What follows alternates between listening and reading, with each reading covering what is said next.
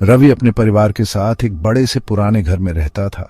ये घर बहुत बड़ा था, ऊंची छतों और बड़े बड़े कमरों वाला। घर अपनी उम्र के साथ चरमराता और कराहता रहता था। इसके सारे रहस्य फुसफुसाते हुए लगते थे। रवि अक्सर इसकी दीवारों के भीतर बेचैनी महसूस करता था। वो समझ नहीं पाता था क्यों। घर से एक अजीब सी नकारात्मक शक्ति जुड़ी हुई थी। रवि का परिवार पीढ़ियों से यहां रह रहा था। वो अजीबोगरीब घटनाओं और रहस्यमय घटनाओं की कहानियां सुनता हुआ बड़ा हुआ था। ज्यादातर लोग उन्हें दादी नानी की कहानियां कहकर टाल देते थे, लेकिन रवि को हर बार उन्हें सुनकर डर लगता था। वो इस एहसास को दूर नहीं कर पा रहा था कि कुछ गड़बड़ है। घर एक पहरेदार की तरह था। इसकी खामोशी धोखेबाज थी। रवि को अक्सर सायों में छिपी हुई किसी की मौजूदगी का एहसास होता था। उसने इस एहसास को नजरअंदाज करने की कोशिश की, लेकिन ये बनी रही एक निरंतर बेचैनी जो उसे अंदर ही अंदर खाए जा रही थी। एक रात रवि देर रात तक पढ़ाई कर रहा था। परीक्षाएं नजदीक थीं। उसे अपनी किताबों पर ध्यान देने की जरूरत थी। उसका परिवार रात के लिए सोने चला गया था। उसके कमरे में एक अकेला दीपक जल रहा था, जिससे लंबी नाचती हुई परछाइयां बन रही थीं। दालान में पुरानी दादाजी की घड़ी के टिक टिक के अलावा घर में सन्नाटा था। बाहर हवा चल रही थी, जिससे खिड़कियां हिल रही थीं। बारिश का पानी खिड़कियों के शीशों से टकरा रहा था।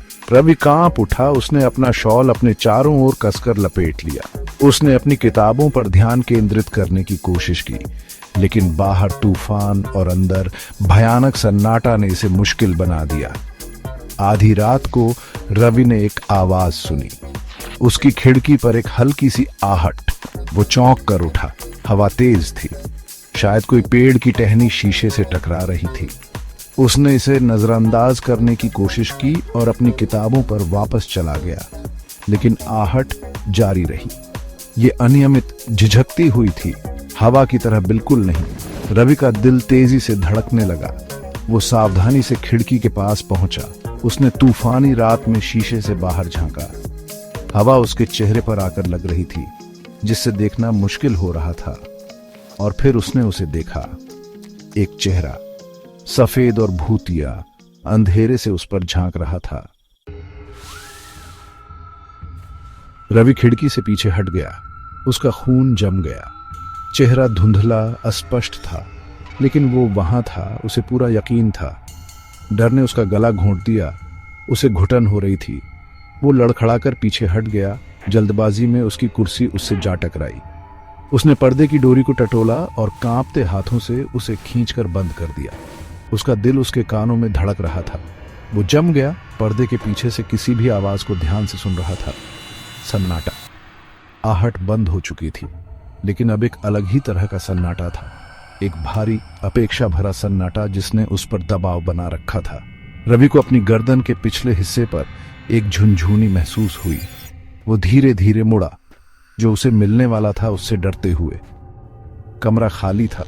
वहां कोई नहीं था, लेकिन एहसास बना रहा। एहसास कि वो अकेला नहीं था, कि कोई उसे सायों से देख रहा था। उसने खुद को वापस अपने डेस्क की ओर मोड़ने के लिए मजबूर किया। उसने अपनी किताब उठाई। अपनी आंखों के सामने तैरते हुए शब्दों पर ध्यान केंद्रित करने की कोशिश कर रहा था। उसने अपने डर को तर्कसंगत बनाने की कोशिश की। खुद से कहने की कोशिश की कि यह बस तूफान था, बस उसकी कल्पना। और फिर उसने वो सुना, उसका नाम, धीरे से फुसफुसाते हुए, बस सुनने की हद तक। रवि।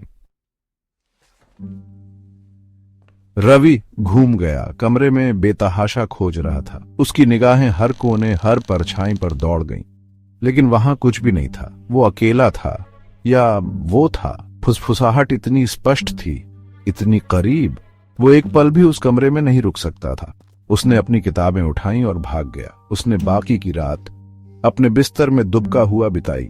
उसका डर उसके बगल में एक जीवित, सांस लेने वाली चीज की तरह था। अगली सुबह रवि ने अपने दादाजी को पिछली रात की घटनाओं के बारे में बताया। उसके दादाजी ने धैर्यपूर्वक उसकी बात सुनी। उनकी पुरानी आंखें एक अजीब समझ से भरी हुई थीं।